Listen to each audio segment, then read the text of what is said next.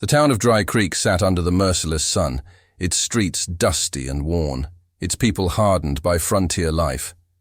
It was the kind of place where law and survival blurred, where rumors spread quicker than wildfire, and where justice often bent beneath the weight of influence and fear.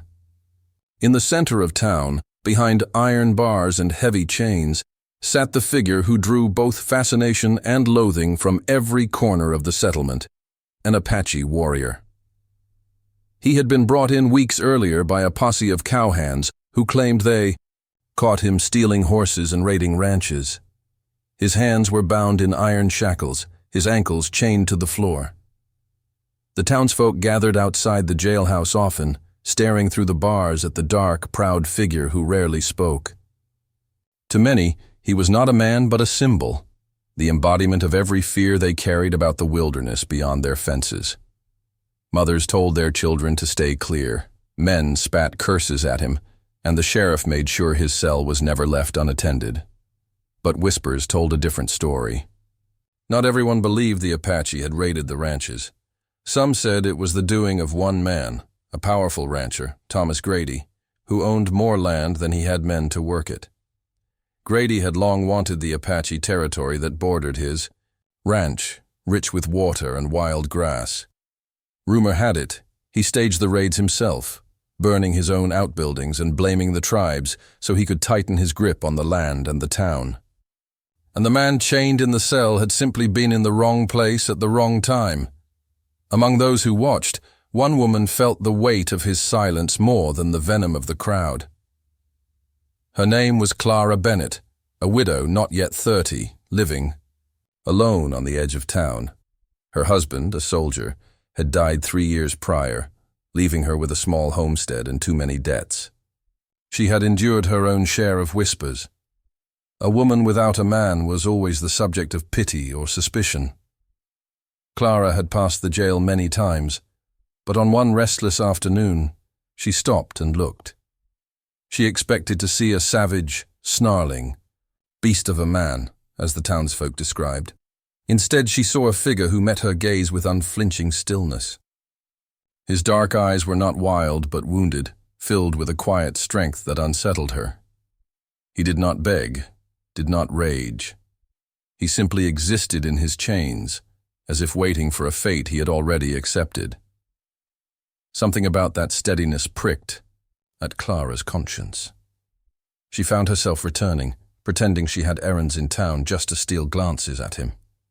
Days passed, and in those stolen moments she began to notice details. The bruises on his wrists where the shackles bit into his skin, the hollows beneath his cheekbones, the way he refused to lower his eyes when men jeered at him. She began to wonder, what if the stories were true? What if this man was not the criminal but the victim? The sheriff never entertained such thoughts. To him, the Apache was a prisoner, nothing more. And the town seemed eager for a hanging. The date had been set, only a week away. The gallows, built for other men, loomed like a shadow on the horizon. For Clara, however, the image of those chains began to haunt her. At night, she lay awake thinking of him, her heart battling between fear and pity. She told herself she was foolish to care. Yet each time she saw the way his spirit refused to break, she felt her own heart stir with a strange, dangerous sympathy. The captive was not just a prisoner of iron and wood. He was the captive of a story spun by men in power. And Clara, though she did not yet know it, was about to unravel the first thread of that tale, a decision that would bind her life to his in ways she could never have imagined. Clara Bennett's days had once been simple, dictated by chores, debts, and the quiet ache of widowhood. But ever since she first looked into the eyes of the captive Apache, her heart had been restless.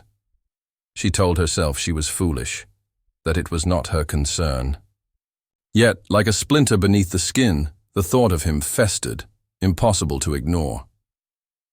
Each time she walked into town, Clara found excuses to pass by the jail. Sometimes she brought food to the sheriff, claiming she wanted to trade for supplies. Sometimes she lingered near the blacksmith's shop across the street. But no matter the pretense, her eyes always wandered back to that cell. The man never spoke to her, at least not in words. He sat in silence, his gaze steady, his pride intact. Even when men taunted him, it was as though he was carved from stone, unyielding despite the chains biting into his wrists and ankles. And yet, Clara noticed how he winced when he shifted, how his shoulders sagged from exhaustion when no one was watching. He was suffering, though he refused to show it. One evening, Clara overheard a conversation between two ranch hands outside the general store. They spoke of the prisoner as though he were already dead. "Sheriff says bounty hunters are coming next week," one man said with a laugh. "Grady made sure of it. That Apache's got no chance." The other replied, "They'll make a show of it, hang him in front of the whole town. Folks will sleep better knowing he's gone." Clara froze. Until then, she had assumed he would stand trial, that perhaps there was still a chance for justice. But the truth was harsher. There would be no fairness, no hearing of evidence. The Apache was a dead man walking, his fate sealed not by guilt but by power. That night, Clara's sleep was fitful. Memories of her late husband surfaced, his voice telling her to keep her head down, to obey the rules, to never interfere. Yet her husband had also believed in honor, in fairness. What would he have thought of this? Would he have condemned her pity, or would he have seen the wrong being done? She could not answer. The next day, Clara gathered courage and went to the jailhouse under the guise of bringing bread to the sheriff. When she entered, the air was heavy with the smell of sweat, iron, and dust. The sheriff was not inside. He had stepped out to meet Grady. Clara glanced at the prisoner, who sat in the dim light, his hands shackled. For the first time, she spoke to him. "Do you understand me?" she asked softly. His eyes lifted, unreadable. Then he gave a slight nod. She swallowed hard. "They mean to kill you, not for justice, for land, for power." He said nothing, but she thought she saw a flicker of something in his gaze, a quiet acknowledgement. Clara's hands trembled as she held out the bread. "Eat, please." He hesitated, then accepted it with bound hands. Their fingers brushed, briefly, and in that touch Clara felt the weight of his humanity. He was not a beast, not the monster the townsfolk claimed. He was a man, and he was about to die for crimes he might not have committed. Walking home, Clara wrestled with herself. If she spoke out, no one would listen. If she acted, she risked everything, her home, her reputation, her safety. But if she did nothing, she would forever carry the guilt of watching an innocent man die in chains. Her dilemma deepened with each passing day. Whispers in town grew louder. The execution would be public, a spectacle. Mothers prepared to bring their children, claiming it was a lesson in justice. Men sharpened their knives and placed wagers on how long the Apache would last before the noose tightened. Clara could not bear the thought. Each word, each jeer, was like a stone added to her chest. By the time she reached her quiet home on the outskirts of town, she knew the truth. Her life would never be the same again. Whether she wanted it or not, the captive had forced her heart to a crossroads. One path led to safety and silence, the other to danger and defiance. But deep down, Clara already knew which road she would take. Her pity had become conviction, and conviction would soon become action. The night was restless in Dry Creek. A storm gathered far off the horizon, sending low rumbles of thunder across the plains. But inside the small wooden houses, people slept soundly, trusting the law and the sheriff's iron bars to keep them safe. Clara Bennett, however, sat awake in her modest home, staring at the single candle that flickered on her kitchen table. Sleep would not come. Her mind churned with the words she had overheard days before. Hang him in front of the whole town. Bounty hunters are coming. No chance. Each time she thought of it, her chest tightened. The image of the Apache's quiet, resigned eyes haunted her. He was waiting to die, and no one in town saw the cruelty of it. She rose from her chair and began pacing the floor. Reason told her to stay out of it. The man was not her kin. His people had been enemies of the settlers for generations. And yet, when she thought of him, bruised wrists bound in heavy chains, his dignity unbroken despite his captivity, she felt a strange stirring in her chest. It was more than pity now, it was responsibility. If she stayed silent, she would be no better than those who cheered for his hanging. That evening, she had gone again to the jailhouse. The sheriff, half drunk, muttered to one of his deputies that the bounty hunters would arrive the next evening. By dawn the day after, the Apache would be handed over, marched out like a trophy, and hanged without trial. There would be no delay, no chance of reprieve. Clara had only one night left to decide. Her palms sweated as she imagined the possibilities. What if she stole the keys? What if she opened the cell? Would he kill her? Would he flee and leave her to face the wrath of the town? Her heart pounded at the thought. Yet the greater terror was doing nothing. Standing among the crowd when the rope tightened around his neck, her conscience forever marked by her inaction. Clara moved to the small chest where she kept her late husband's belongings. She opened it and ran her fingers across the weathered leather of his soldier's coat, the tarnished buttons of his uniform. Beneath it lay a small revolver, its metal cold and heavy in her hand. She had not touched it since his death. Now, the weight of it steadied her shaking resolve. As the storm clouds rolled closer, Clara wrapped herself in her shawl and stepped outside. The town was mostly dark, save for lanterns glowing dimly near the saloon and the faint orange light, seeping through the jailhouse window. She walked briskly, her breath shallow, her heart hammering in her ears. The sheriff's office was empty save for the deputy, who had fallen asleep at his desk, with a bottle tipped near his hand. The keys to the cell hung from a hook on the wall. Clara's hands trembled as she reached for them, every second stretching into an eternity. She glanced at the sleeping deputy, then at the shadowed figure in the cell. The Apache lifted his head, his eyes meeting hers. For the first time, Clara saw surprise flicker across his face. She pressed a finger to her lips, signaling silence, then slipped the keys into her palm. Her heart raced as she approached the cell. The lock clicked, loud, as a gunshot in the still night. She flinched but forced herself onward, kneeling to unfasten the shackles at his wrists. The iron fell away with a dull clang, and the warrior flexed his hands slowly, his gaze never leaving hers. In that moment, Clara knew there was no turning back. She had crossed the line between caution and defiance, between law-abiding widow and outlaw. Whatever happened next, her life was bound to his. The Apache stood, towering and silent, the storm wind rattling the shutters outside. Freedom had been placed in his hands. Clara's breath caught as she whispered, almost to herself, "Go. Now, before they wake." He did not move immediately. For a heartbeat, he simply looked at her, as though trying to understand why a woman who owed him nothing had risked everything. Then, with a curt nod, he stepped into the shadows of the night. Clara followed, her pulse drumming louder than the thunder. She had set him free, and in doing so, had chained herself to a fate she could not yet see. The door of the jailhouse creaked open, and Clara slipped into the night behind the freed Apache. The storm that had threatened on the horizon was finally breaking, a curtain of clouds spilling across the moon. Wind swept through Dry Creek's empty streets, carrying the smell of rain and the distant growl of thunder. Clara's breath came fast, each step echoing louder in her mind than the clatter of the storm.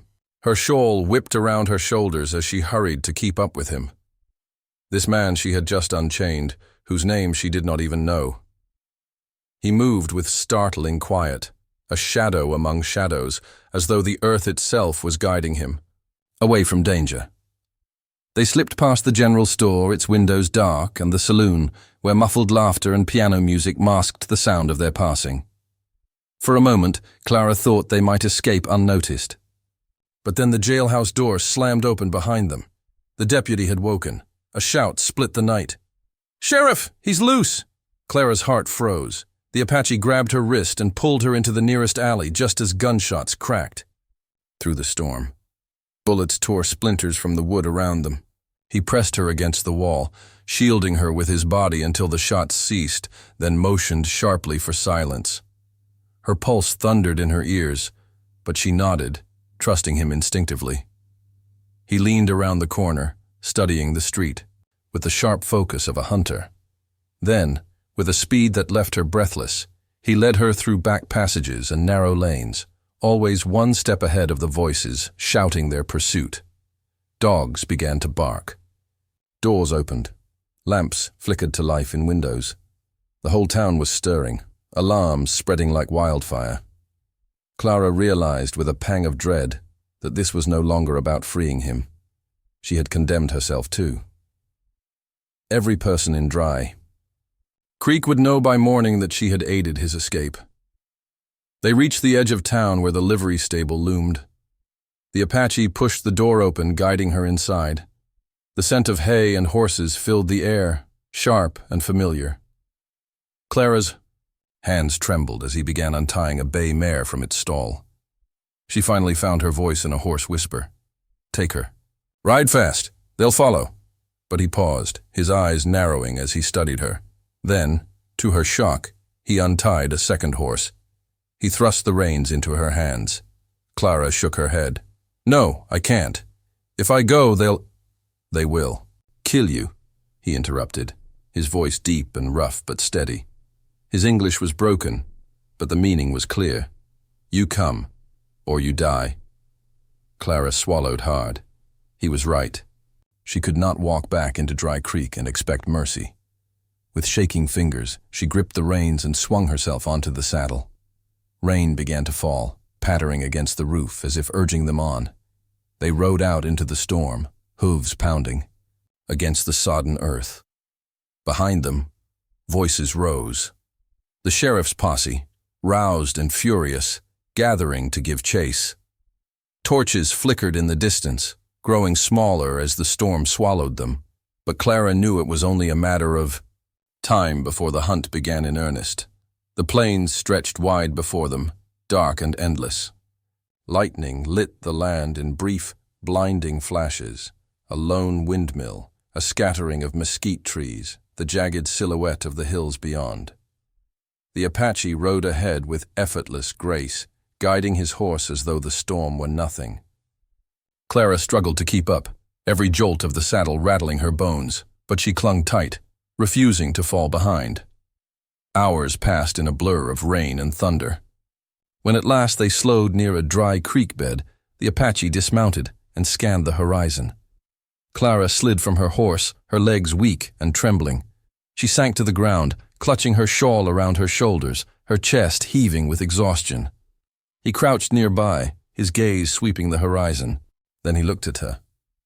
Really looked, as though weighing her worth. She met his eyes despite her fear, lifting her chin. She had chosen this path. There was no undoing it now. They were fugitives. Bound together not by trust, not yet by friendship, but by the unbreakable truth of survival. As the storm rolled on overhead, Clara realized the chains she had unlocked had also bound her to a new fate. She was no longer the widow who lived quietly on the edge of town. She was the woman who had defied the law, and the only ally of a man who had every reason to hate her kind. And now, with the posse at their heels and the wilderness ahead, their fight for freedom had only just begun. The rain had washed away their tracks for a time, but by dawn the storm had passed. The plains stretched wide and golden, the air sharp with the smell of wet earth. Clara sat stiffly in the saddle, her clothes damp, her body aching from hours of flight. The Apache rode ahead, silent, his back straight as an arrow, his eyes scanning the horizon with tireless vigilance. They had spoken little through the night. His words were few, his English halting, but his gestures told her enough. When to slow, when to ride hard, when to duck low as distant lights flickered on the ridges. He seemed born to this land, every movement sure, every choice deliberate. Clara, in contrast, felt clumsy and unprepared, each sound magnified in her ears, the pounding of hooves, the creak of leather, the distant howl of coyotes. By mid-morning, they had stopped in the shelter of a rocky outcrop. Clara slid from her horse, her legs trembling. She collapsed onto the ground, her shawl pulled tightly around her shoulders. Exhaustion weighed on her like a stone, but fear burned hotter. "They'll come after us," she whispered, her voice hoarse. The Apache nodded once, his dark eyes fixed on the horizon. "Posse." He tapped 2 fingers against his palm, then swept his hand in a wide arc. "Many," Clara shuddered. She could picture it, the sheriff, the deputy, and every able-bodied man in Dry Creek, riding with rifles and torches. And above them all, Thomas Grady, the man who had set this nightmare in motion. Grady would not let them slip away. Not when the Apache's death meant more power for him. Not when Clara's defiance threatened his grip on the town. She drew, her knees to her chest, a wave of dread washing over her. "I can't go back," she murmured. The truth of it pressed down on her like the storm clouds had the night before. If she returned, she would be branded a traitor, shunned at best, hanged at worst. The law would not forgive her crime. The Apache turned his gaze to her then. His expression was unreadable, but in his eyes she saw no pity, only a stark understanding, as if he had known this truth long before she did. "You free me," he said. Slowly, his accent rough. "Now, you free with me." The words struck her like a blow. She had not only freed him, she had freed herself from her old life. There was no Clara Bennett the widow anymore. Only Clara, the fugitive. For a time, silence hung between them, broken only by the restless snort of their horses. Clara studied him cautiously, her fear warring with curiosity. Who was he beyond the chains, beyond the name Apache whispered? "With such venom in town?" she wanted to ask, but the words caught in her throat. She was not sure if he would answer. As the sun climbed higher, the Apache rose and tightened the reins on his horse. He glanced at Clara, then pointed toward the hills in the distance. "We hide in high land." She pushed herself to her feet, legs still trembling, and mounted her horse. Every muscle ached, but she forced herself forward. If he could endure, so could she. They rode again, the land shifting beneath them, flat plains giving way to rocky ridges, gullies, and scattered pines. Clara's nerves frayed with each passing hour. Every crow caw, every rustle of brush made her flinch, convinced it was the posse closing in. By late afternoon, smoke curled faintly on the horizon. The Apache halted, his jaw tightening. Clara's stomach dropped. A hunting party. They were closer than she feared. Panic clawed at her chest, but the Apache's calm steadiness anchored her. He guided them off the trail, through a dry creek bed, their horses' hooves muffled on the sandy ground. Clara gripped the reins until her knuckles whitened, her heart hammering as voices carried faintly on the wind. It was then she realized how deeply her fate was tied to his. Without him, she would have been caught before the night was through. Without him, she would never survive in this wilderness. And yet, she knew he did not trust her fully. Not yet. Perhaps he never would. As dusk painted the sky in streaks of crimson, they found a hidden hollow among the rocks where they could rest. Clara slid from her horse, every muscle burning. The Apache crouched at the entrance, watching, listening. She sat against the stone wall, clutching her shawl, her body weary but her mind restless. The posse would not stop. They would hunt them until blood was spilled. And now, Clara understood the bitter truth. She and the Apache were no longer just running for his freedom. They were running for their lives. The hollow among the rocks shielded them from the wind, but not from the weight of silence. Clara sat with her knees drawn close, staring at the dying embers of a small fire. The Apache had allowed it only briefly, and even then he had buried it with sand until the smoke thinned to nothing. Every move he made spoke of caution, of a life lived in constant awareness that danger was never far behind. Clara's hands trembled as she broke a piece of stale bread she had carried from her home. She offered him some, her palm outstretched. For a moment, he regarded her with cool, unreadable eyes, then took it without a word. He ate slowly, methodically, as though every bite was a ration for survival rather than a comfort. She wanted to speak, to ask his name, to explain why she had risked everything for him. But the words felt fragile, foolish. Instead, she finally whispered, "I couldn't just let them hang you." His eyes flicked to hers briefly, then back to the darkness beyond the rocks. "You should have," he said flatly, his accent rough, the words like stone.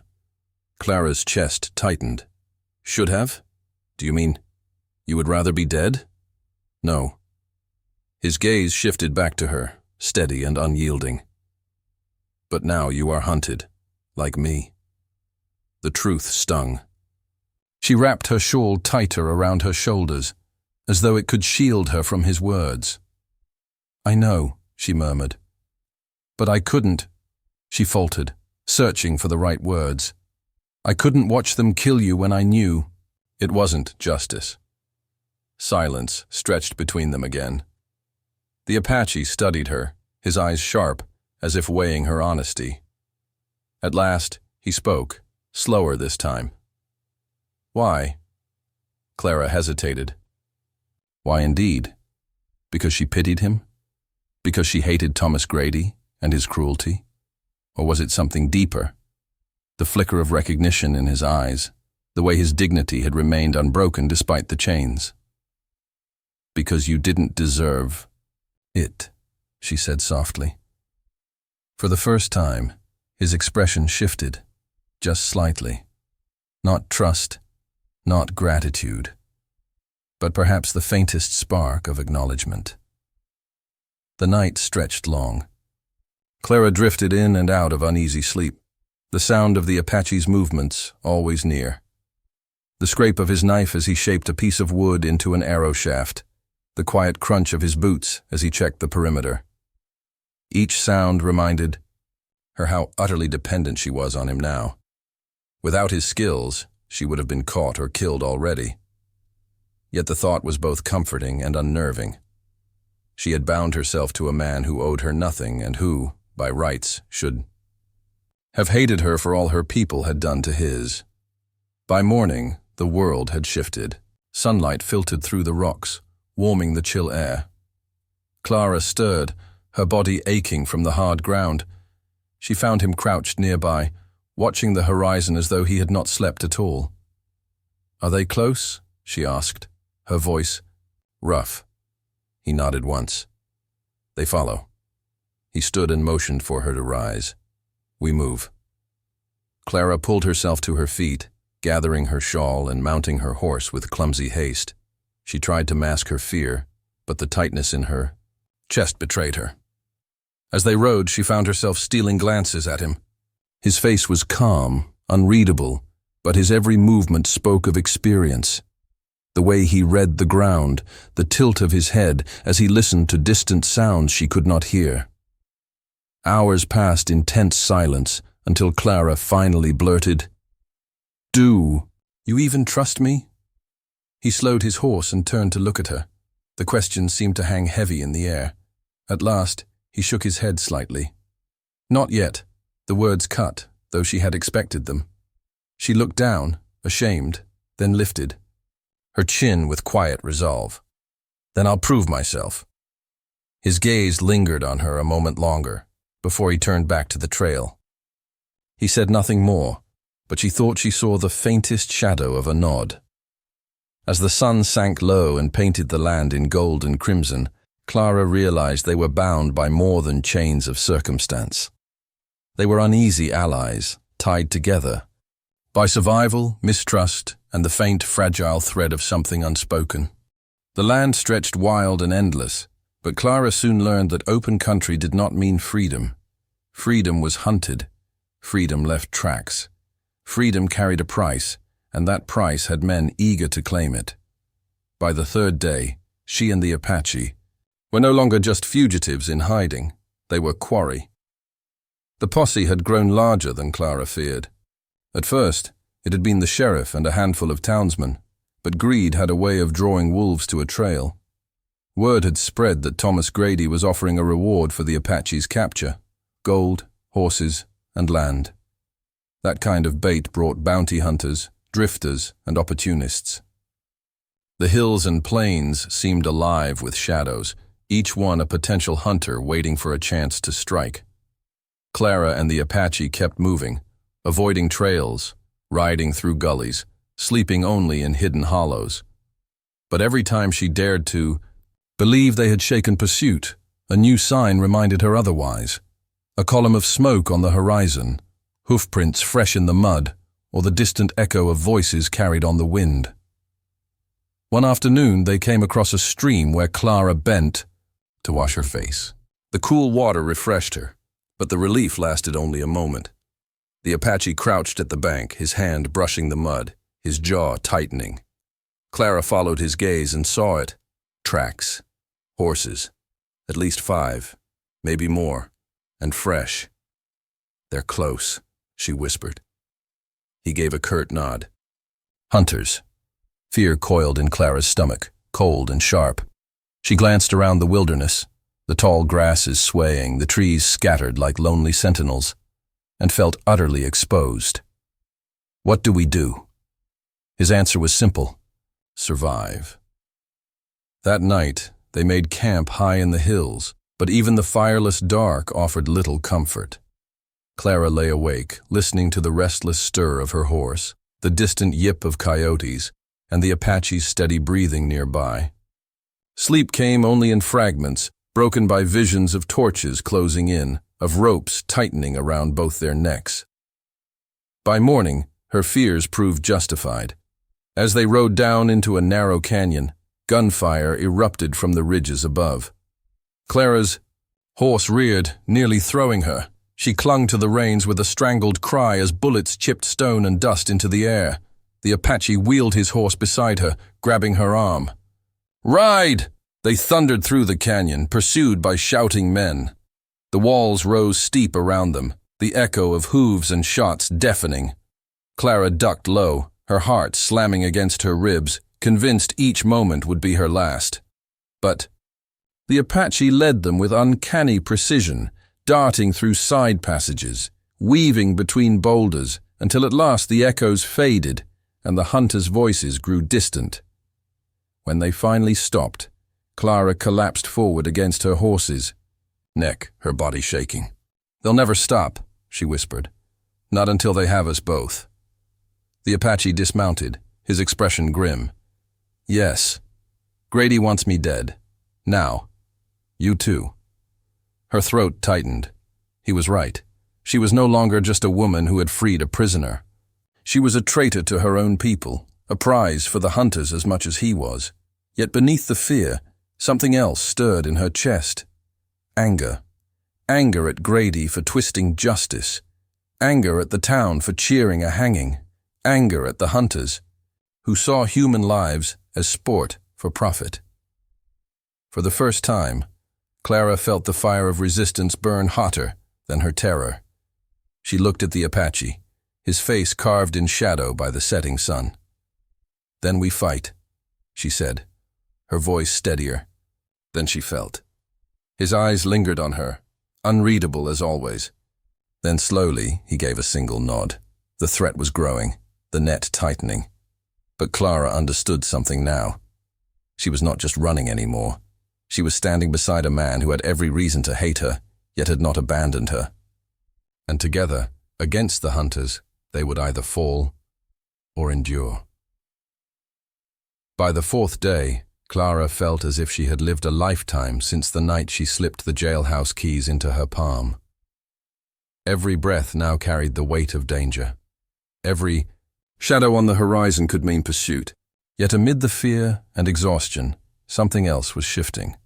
A deepening understanding of the man she had freed. They had stopped in a grove of cottonwoods beside a trickling stream. Clara sat on a fallen log, brushing the dust from her skirt, while the Apache crouched nearby, cleaning his knife with measured precision. He worked with the quiet patience of a man who had done so 1,000 times before. His silence was no longer intimidating to her. It was a language she was slowly learning to read. Finally, she gathered the courage to ask, "What's your name?" For a long moment, he did not answer. Then, in a low voice, he said, "Kaya." Clara repeated it softly, tasting the foreign syllables. Kaya. It felt like a key turning in a lock. The first piece of his humanity that he had shared with. Her encouraged, she pressed further.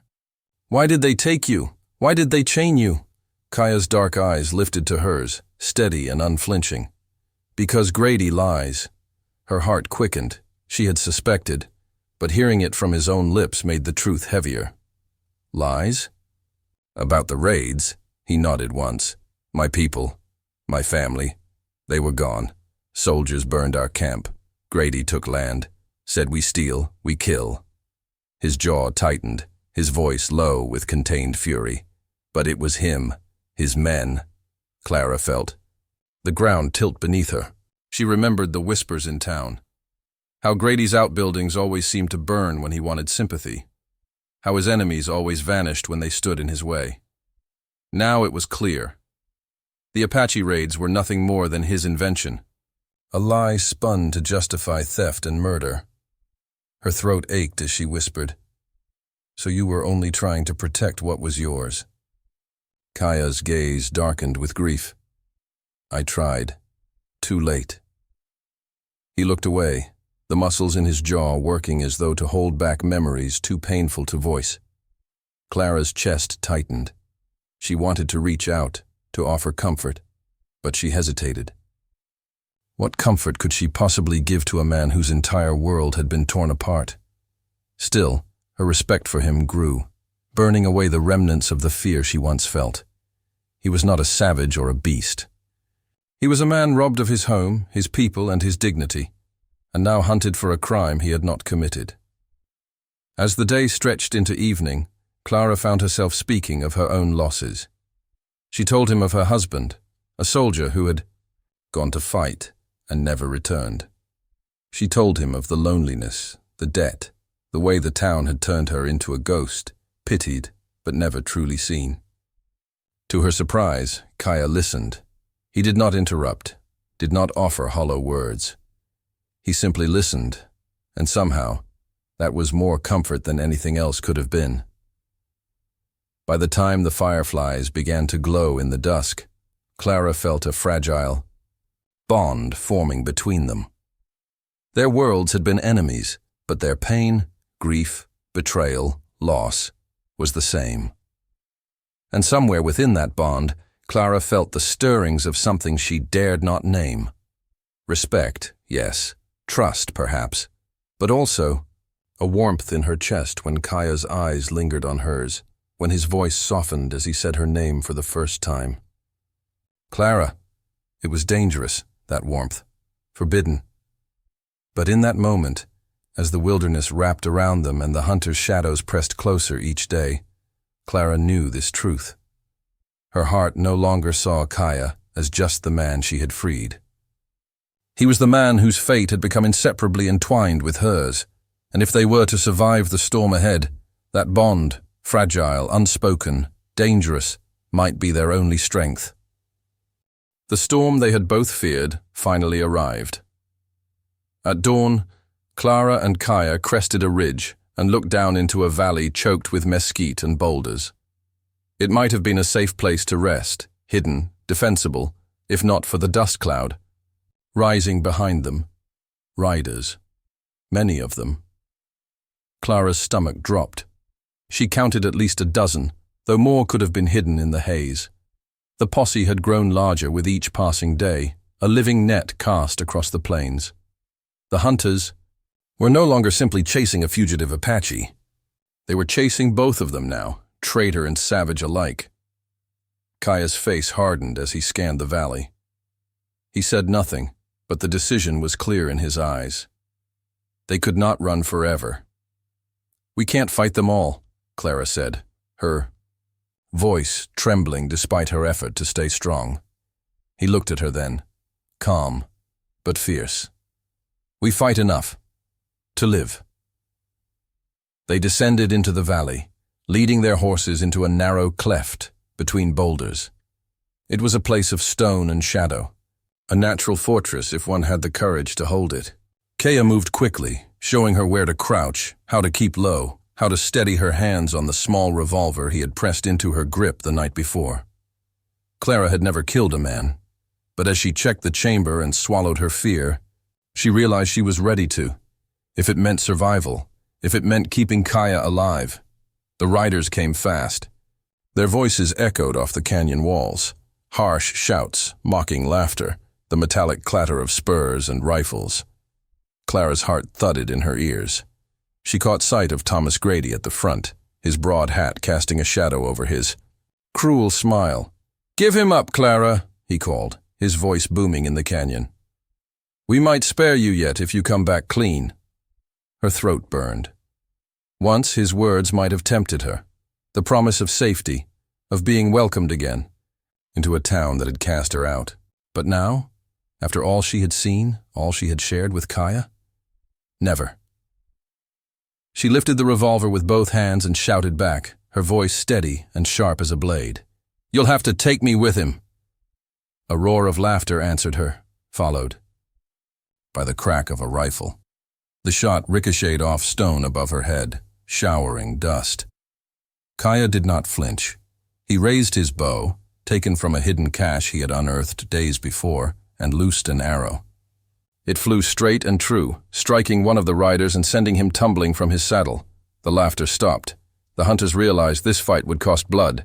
Then the valley erupted in chaos. Gunfire thundered, echoing like rolling storms. Horses screamed, men cursed, bullets sparked off stone. Clara fired blindly at first, the recoil jarring her wrists. But then she steadied, breathing as Kaya had taught her.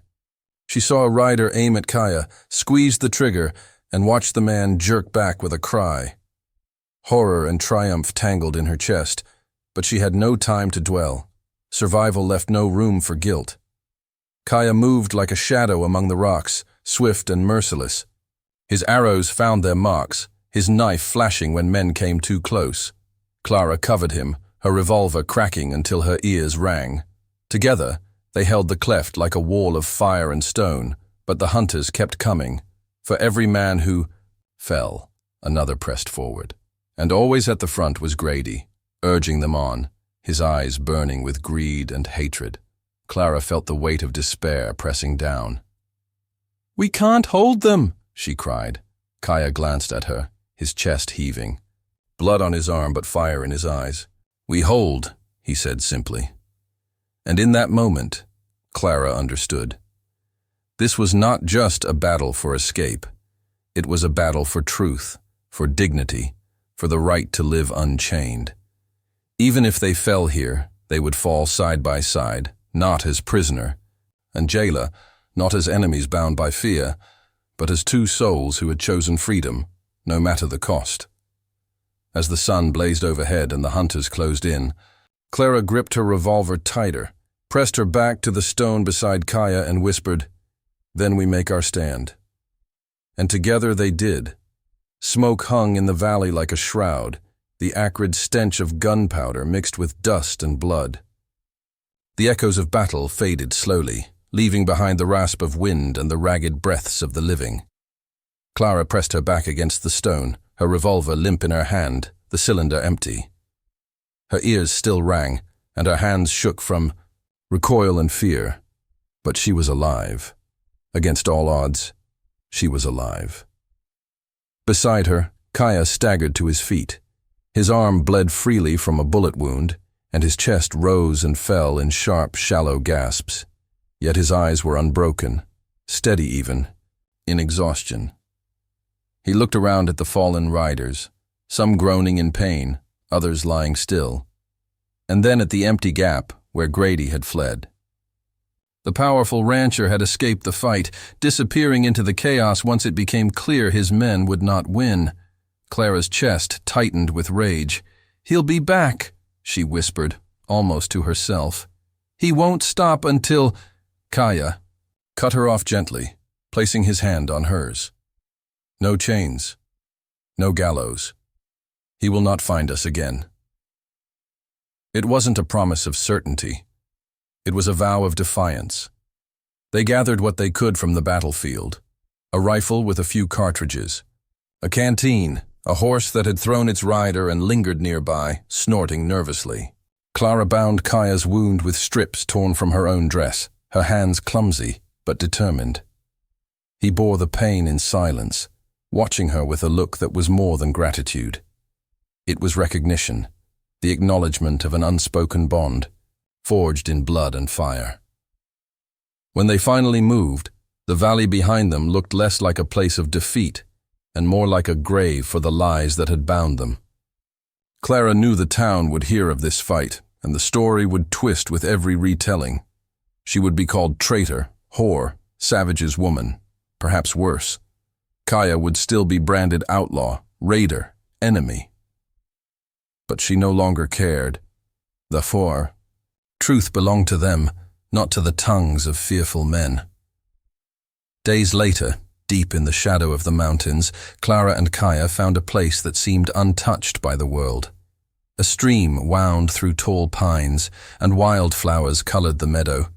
With careless beauty, Kaya knelt by the water, cleansing his wound, while Clara set about building a small fire.